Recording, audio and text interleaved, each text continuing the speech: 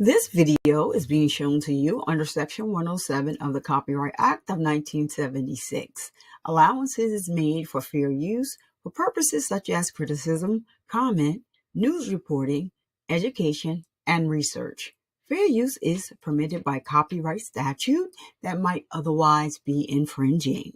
Smash that like button. Let's go.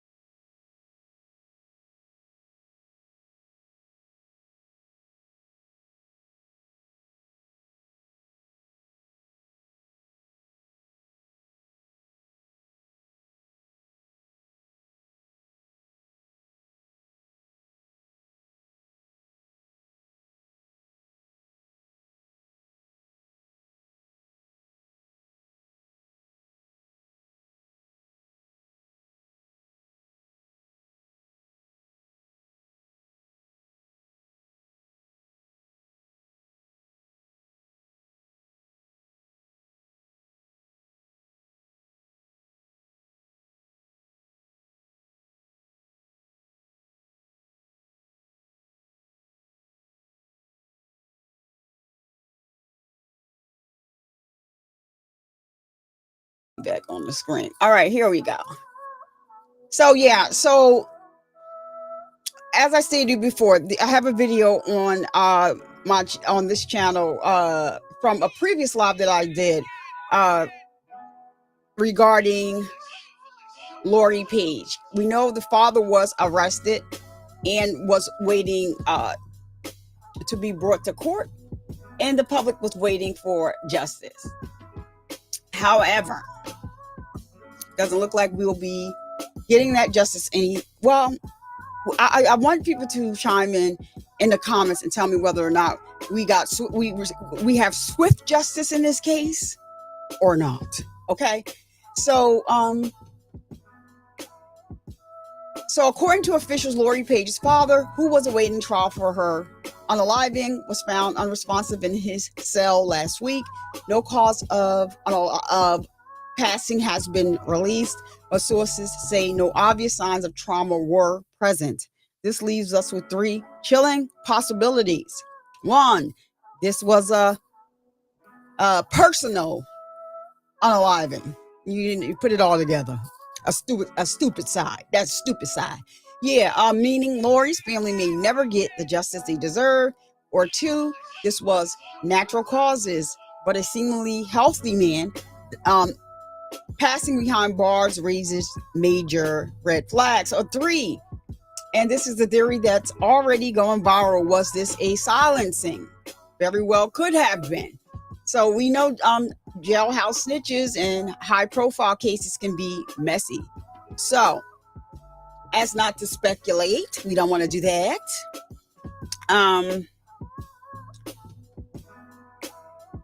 So let's take a moment to remember Lori herself, a young woman whose life is cut short, whose family has endured unimaginable pain, and now with this latest twist may never see closure. If you're just joining us, smash that like button to honor Lori's memory. So now let's break down some facts. But before I do that, let's just go to a video. Let me go to a video I want you to see. And we're going to be looking at this video under the Fair Use Act of 1976. And it's pretty brief, so. I didn't let everybody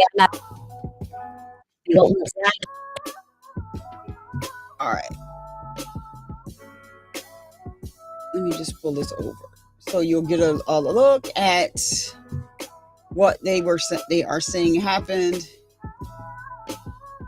Yes, really, for always. Listen, they're not saying whether it was. So that's why I read all, three things, because, I came up with all three things because they're not saying how he passed away. So we're going to just take a look at this cool clip right here. And let's take a listen.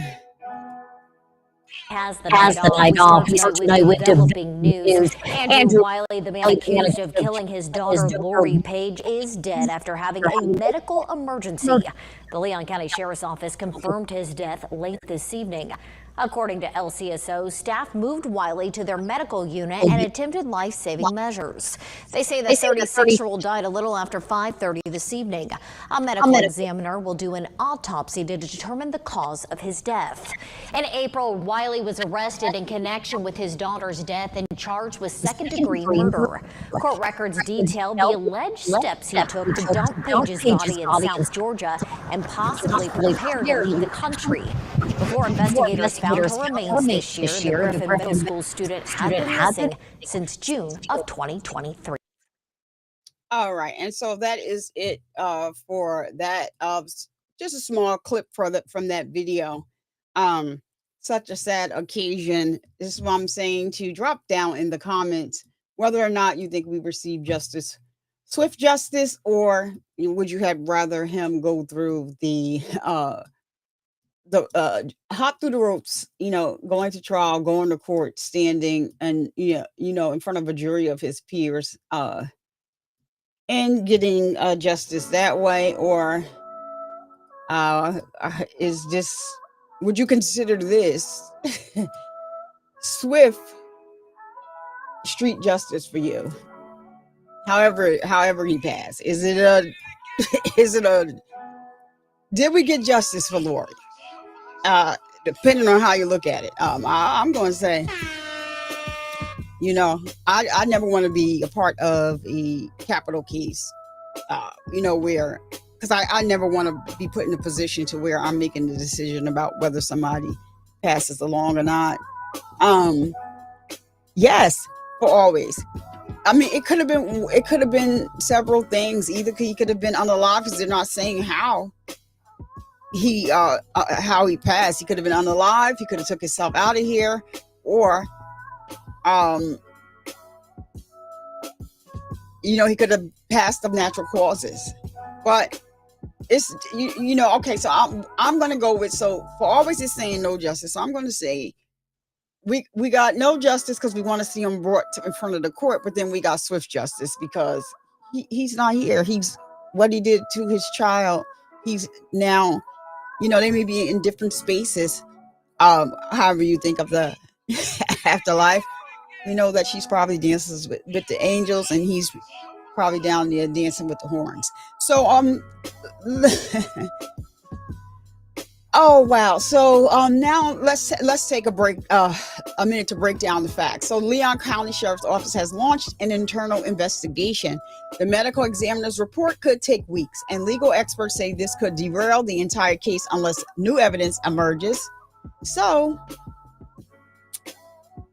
I've got 3 critical questions for you all. So, should the jail be investigated for negligence, or do you think we'll ever get the full truth now? Or would you support a new law for 24/7 jail cell monitoring?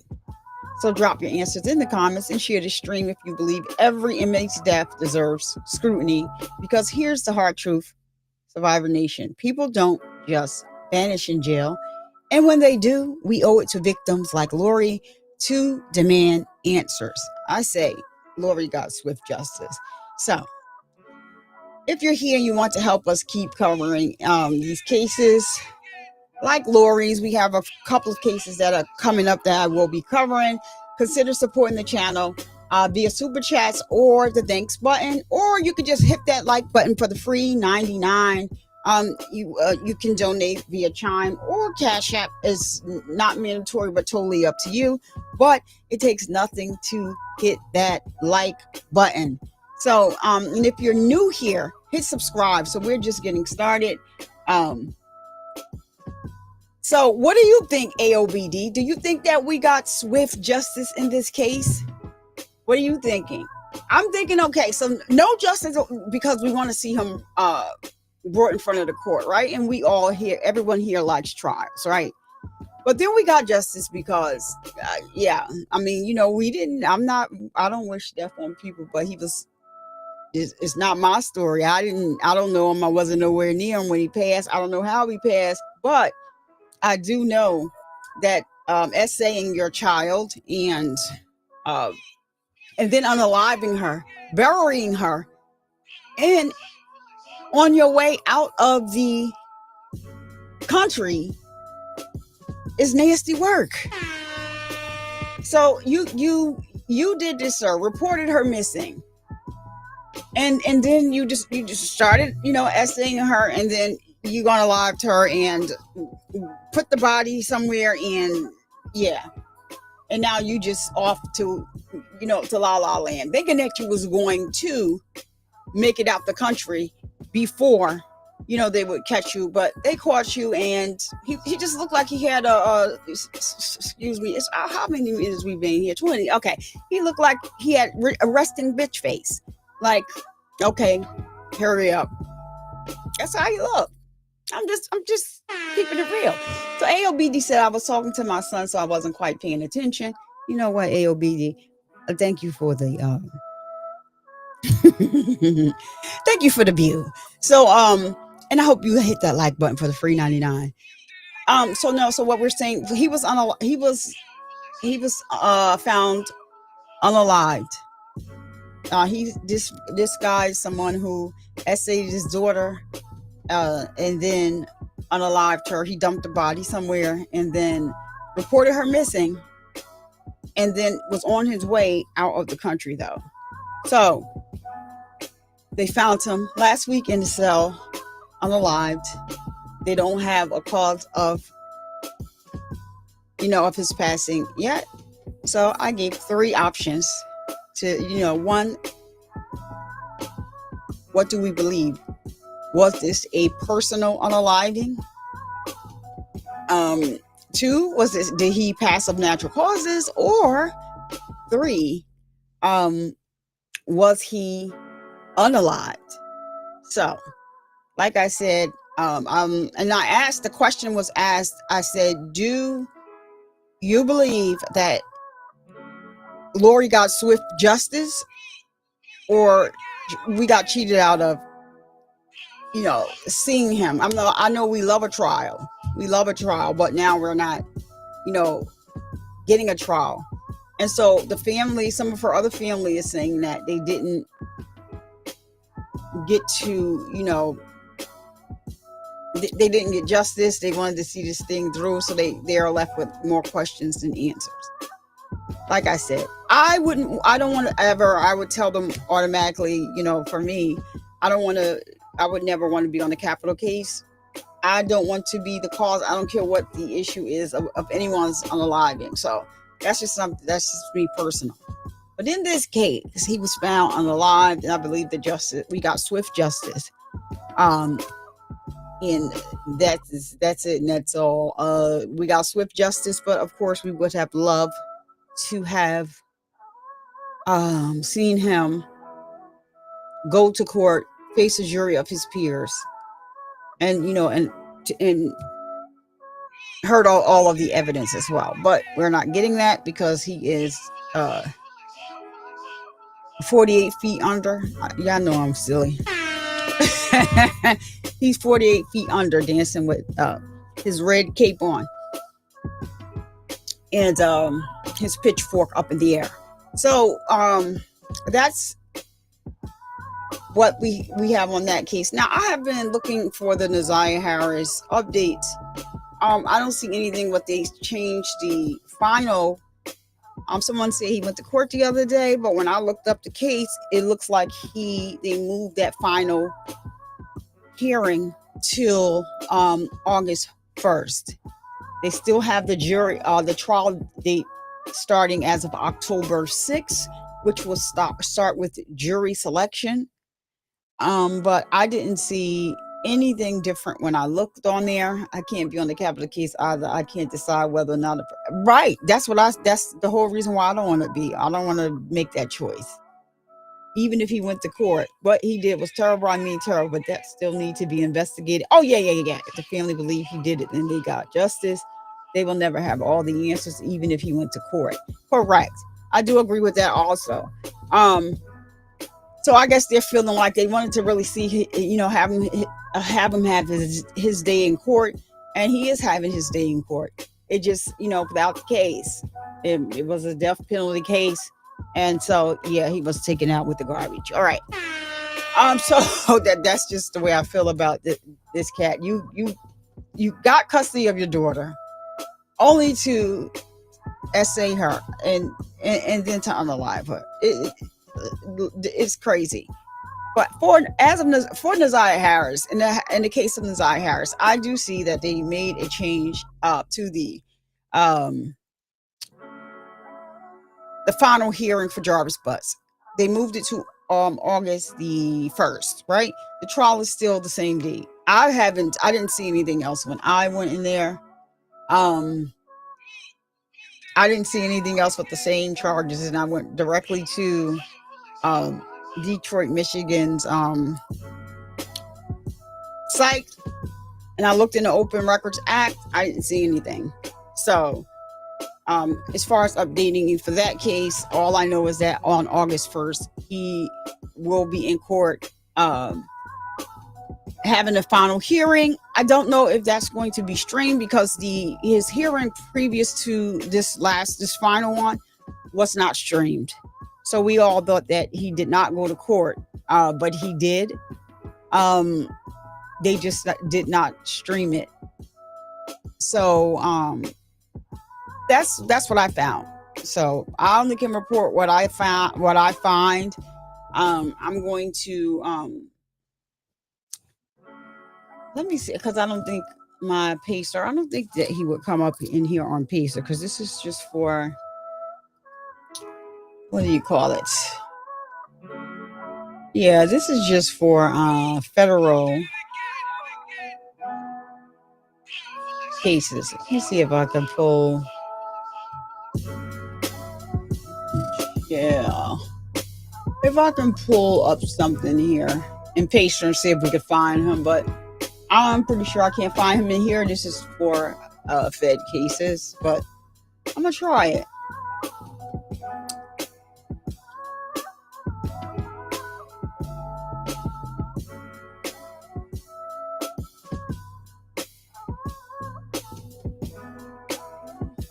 Let's see. Just need to get my number.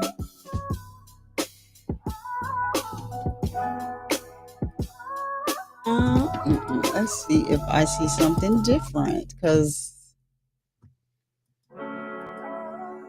if there is, that means that they're not.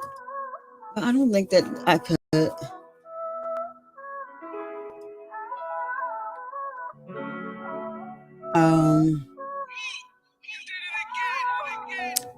I don't think that he's on here. I think these are all federal cases.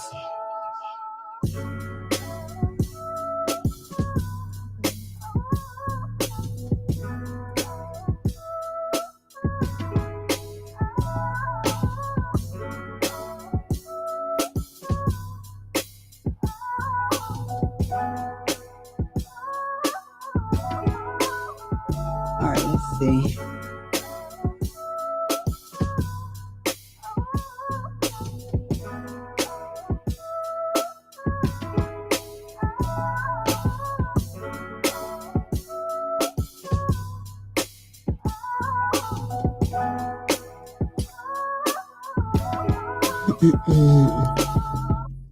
Oh yeah, but you know what happened?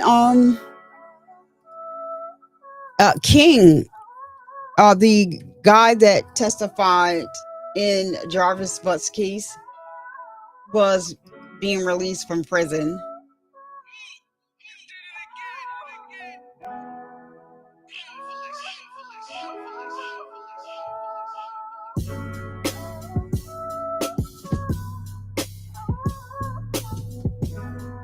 Yeah, I don't think that this is.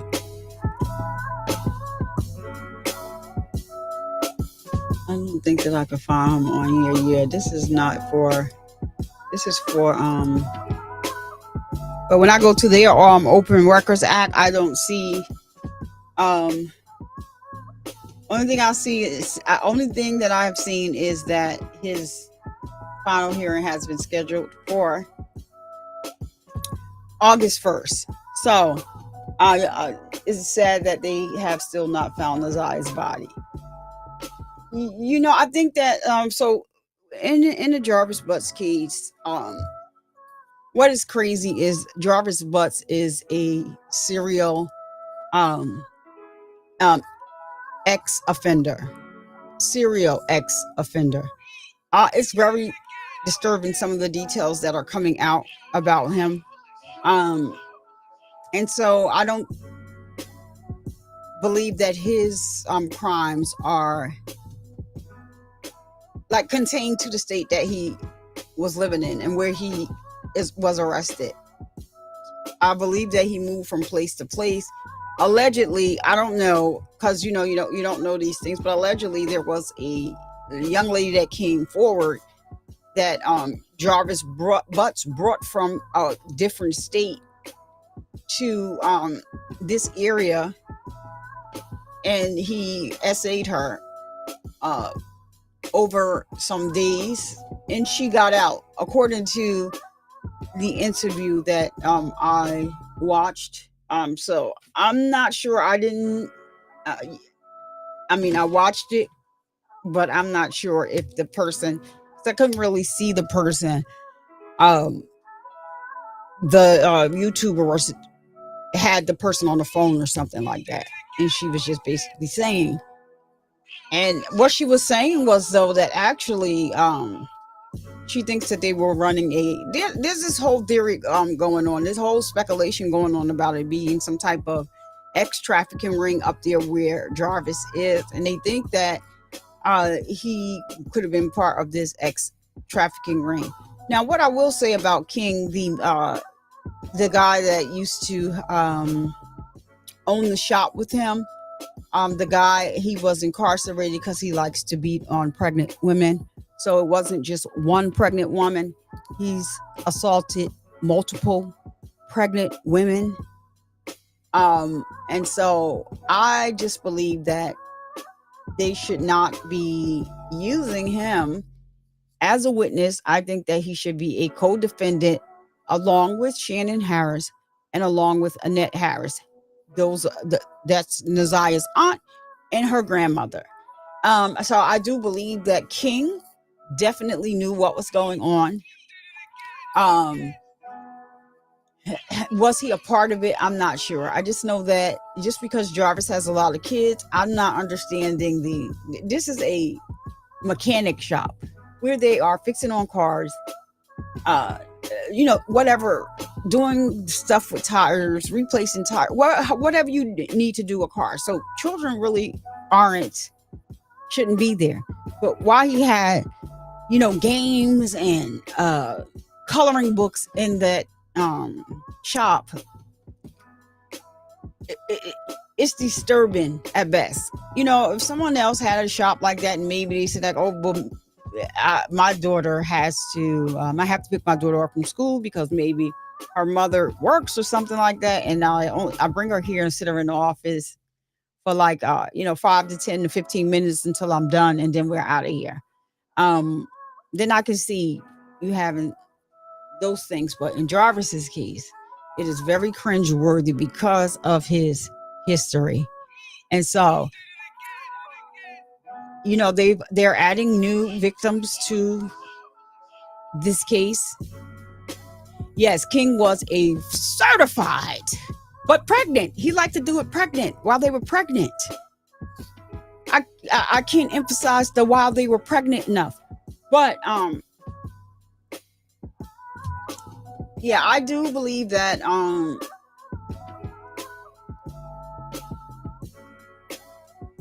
excuse me. I do believe that King should be a suspect, because when Jarvis's sister said that she asked Jarvis who was the young lady sitting in the car. I don't know. He did. So when Jarvis sister said she asked Jarvis who was the little girl sitting in his car, he said, oh, that's King's niece. She's waiting for King.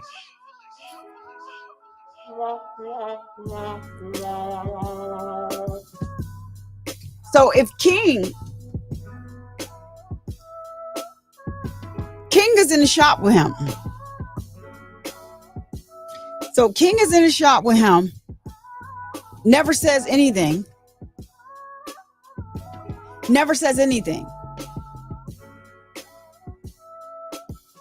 And why would your niece be waiting in the car for? Why would your niece be waiting in Jarvis's car for you? It doesn't make sense. Unfortunately, Nazia is not here, to speak about that. But Jarvis Butt's oldest daughter by Shannon Harris, Janiyah, she is alive. She is able to talk. And she should be able to say whether or not King touched her in a way, or was he, or whether or not King was there when Jarvis was allegedly SAing these children. Because if so, King needs to go right back to jail. He needs to be charged as an accomplice. So, okay, so I'll give you that for always. I believe that because they were working at the shop together, they owned the shop together. I just don't see King never knowing, because he already knows, he should already know what type of scum that Jarvis Butts is. So you already know that he is a ex-offender on the registry. So my thing is, I just don't believe that King was with Jarvis in that shop on more than one occasion. He never, ever, ever saw anything. I don't believe that. I believe that he is an accomplice. Either he did it too, or he was complicit. Either way you look at it, these are children. And if you were there and saw these children being taken advantage of, then, that's not called snitching. That's called protecting children. So you don't get to look away when Jarvis has children when Jarvis is bringing children to the shop and essaying them. You don't get to look the other way.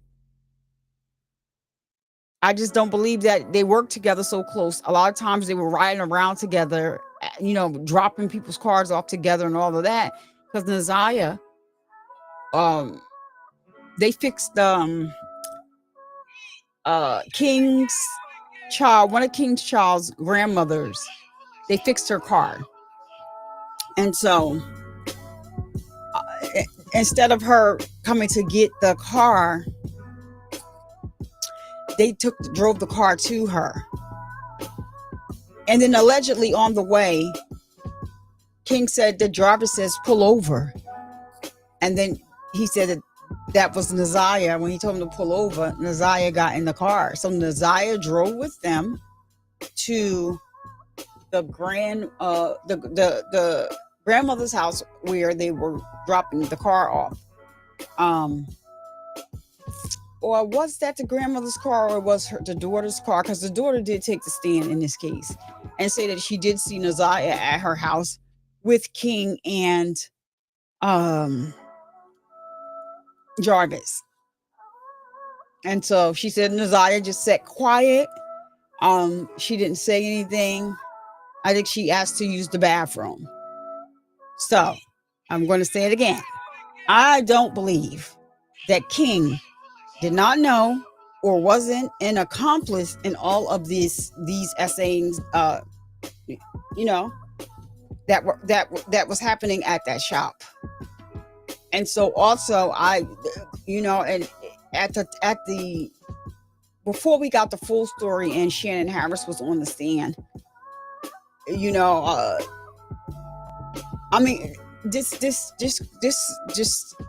this thing just sticks out to me.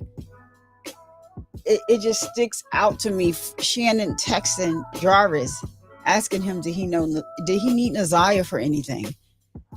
When I tell you that one question that they made her read her own text sticks with me. What do you mean you're calling this grown behind man who also is a PDF, and you're asking him, do you need Naziah for anything? What is anything, Shannon? What is anything? So it's just disturbing in so many different ways. It's draining. It's sad that this girl is missing and they never had found her remains, but now like her family is all over these social media streets still arguing. Who did this first? You didn't do this. You got Roxy making TikTok videos And it's too much. How did we lose focus? And the focus being Naziah and the other children who were SA'd. That's it and that's all. Now, I know that they said that Jarvis liked to date women with children with low self-esteem. And that is because Jarvis didn't want those women. He wanted the children. So you see them, you see all the women that they was parading on and off the stand. The lady that was supposed to be his fiance, I think she's the only one that doesn't have any children. But yeah, there was a audio that was leaked of Jarvis talking to her, like so nasty, just nasty talk, the way he spoke to her, because he gave her a engagement ring. However, his brother is the person that reached out to her to tell her that Jarvis is a PDF, and she confronted him about it, and he cursed her out. Like, B, you think you all that because I gave you a ring? All this other stuff. Shannon already know what's up with me and all this other stuff, because she was confronting him about a couple of things. So she's like, why are you mad at me? Your brother contacted me and told me about your background. That don't have nothing to do with me. So he went on to continue to curse her out or whatever. And he kept saying, B, get a ring and think she better than everybody. Like, they all know what it is. First of all, Jarvis is not even cute. Let's start there. He's not even cute, but he's cuter. He's cute enough. He's cute enough to have a Bubba in jail. Yeah. Yes, he is cute enough to have calling all Bubbas, have your way. So, listen, it is what it is. He had his way with these minors, damaged these minors, your children. He gave a 4-year-old chlamydia, yeah, that thing, 4 years old.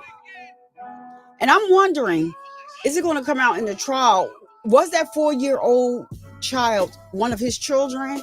Because he had children, because he was going to, I'm confused. He was going to sleep with, he had already started sleeping with his children. So I'm not, listen. And I just cannot believe that Shannon Harris, you got to be all sorts of messed up in the head. Because I do believe that your daughter told you or told somebody that he was messing with her. And the reason why I know that is because Janelle, who is Shannon Harris's aunt, she is Shannon's mother's sister. So she was made aware of this. But she was thinking that Shannon was going to contact the authorities, but she didn't. So she had to contact the authorities. And so Shannon sends a message to her aunt saying, oh yeah, CPS just contacted us and was asking all these questions about the 4-year-old. That's what I'm thinking. So I'm wondering, was the 4-year-old Shannon's daughter or one of his other children's mothers? Because he got a whole football team out there. So Shannon was saying that they contacted her, CPS contacted her, about the safety of her children.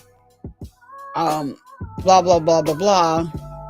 CPS had a meeting with Shannon and Jarvis, but this burns me up every time I think about it. had a meeting with Jarvis Butts and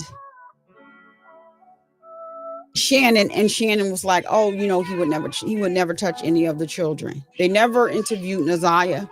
They claimed because they didn't have Naziah's last name. No, you should have been interviewing all the kids that live in that house. Should have they all should have been, and Naziah's name was in that in the CPS paperwork as stating that Jarvis touched her and it hurt. So when I think about how Jarvis told CPS that he's on the ex offenders list and he's a PDF because somebody lied to him. These are his children. He would never touch his children and all this other stuff. So the CPS worker intern asked, do they think that they needed to have a safety measure in place, a safety plan in place out moving forward? And CPS allowed Jarvis Butts, the PDF that has been on the registry since 2005, to make the decision that they did not need a safety plan at this time. When does the perpetrator make the decision about whether or not there should be a safety plan put in place? Because Jarvis Butts, is the accused perpetrator. Yeah, I cannot make that make sense. It was like I said, does this act the CPS worker, did she actually type this in on the report? She did. So I can see that Naziah is saying, well, we told, nobody did nothing. She's a young child, impressionable. So they said that they can only prove that he was sleeping with her since she was 12, but he was around her since she was 2. But when I do the calculations from the text messages that they read in court, Naziah was actually 11 at the time, where they can go back and look. She was 11, so I don't know how they came up with the 12, but she was 11, according to the text messages that was read in court. But I'm just still trying to figure out how do we give the perpetrator the option of whether or not a safety plan should be put in place. I was lost then. I'm still lost today. CPS needs to be gutted and revamped. And if they need to hire more people to work at CPS so that they won't have such a heavy caseload or whatever, then they need to do that. But in this case, where the worker asked Jarvis whether or not they need a safety plan in place, that is not due to an overload of cases that you have, because you are at that time working on this particular case. So what in the world are those CPS guidelines? As long as the perpetrator says, "Oh, I got this way like this because this girl tricked me and didn't tell me what her age was," or is that enough for you to say, "Okay, well, all right, well, he's given a reason why. He's given us a reason why he's on the SA list, so let's go ahead and ask Jarvis, the perpetrator, if he'd like to have a safety plan put in place." Of course he's going to say no. What did you think? You should have just laughed. Because now, what you're asking is in court documents. Are they going to hold this person accountable for that? And the fact that you did not speak to Naziah because they didn't have Naziah's last name is so much bullshit to me. What? You have to make sense, because I can't make sense of any of this.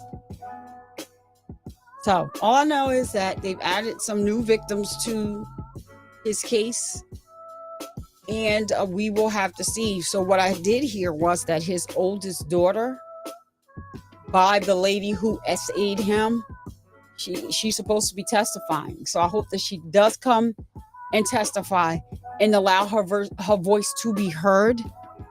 And I hope that she's brave enough to get through it. Because this particular daughter allegedly was pregnant by him 2 times, Jarvis Butts. 2 times.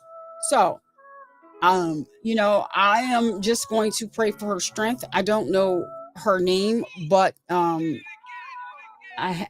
didn't write her name down, but I was there when one of her old friends did she had came up on the panel and was telling them that she was looking for her.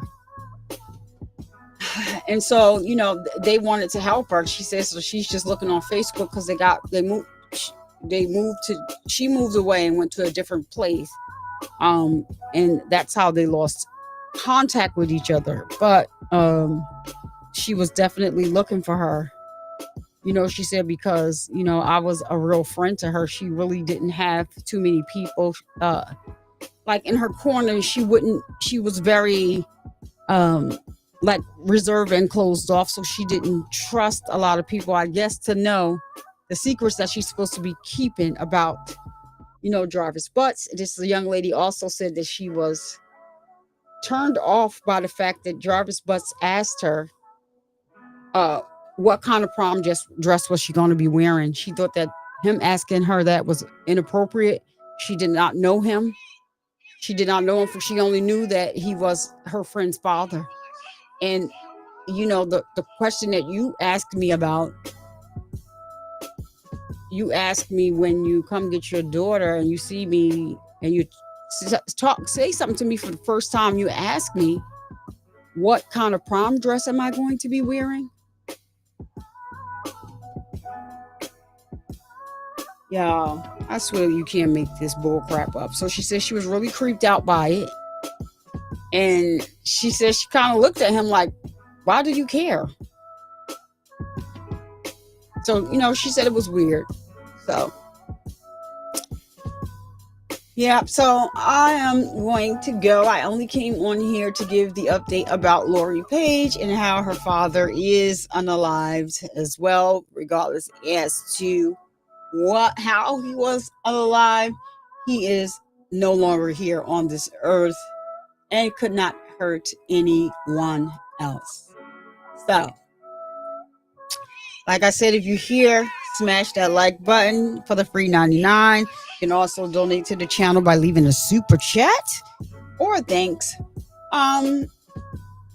or using the Chime or Cash App links that they post every so often in the chat. But I'm going to get ready to get out of here. I did not want to be long today. And we have the update, so we know now I don't have to juggle and see like when is this case starting, like so I can see if I wanted to cover it. So we now know, we now have the answer. And so I'm going to go look up some other things, and if I have anything else, I will come back and start a new live, but it wouldn't be me if I did not end the show the way I normally do, by advising that men get breast cancer too. Because of the stigma surrounding the word breast, we have changed the word to peck or chest cancer over here on the Survivor Speaks channel. So let's continue to break the stigma and continue to bring awareness that men get breast cancer too. And to all of my ladies, make sure you're getting your mammograms, filling on your boobies to make sure that you are all right. All right. And don't you dare let anyone come into your house and disturb the peace that passes all understanding. I'm Survivor Speaks. You're welcome for always. Thank you for always being here. Holding me down. Thank you. So I'm Survivor Speaks. I'll see you guys in the next live stream or video. Peace.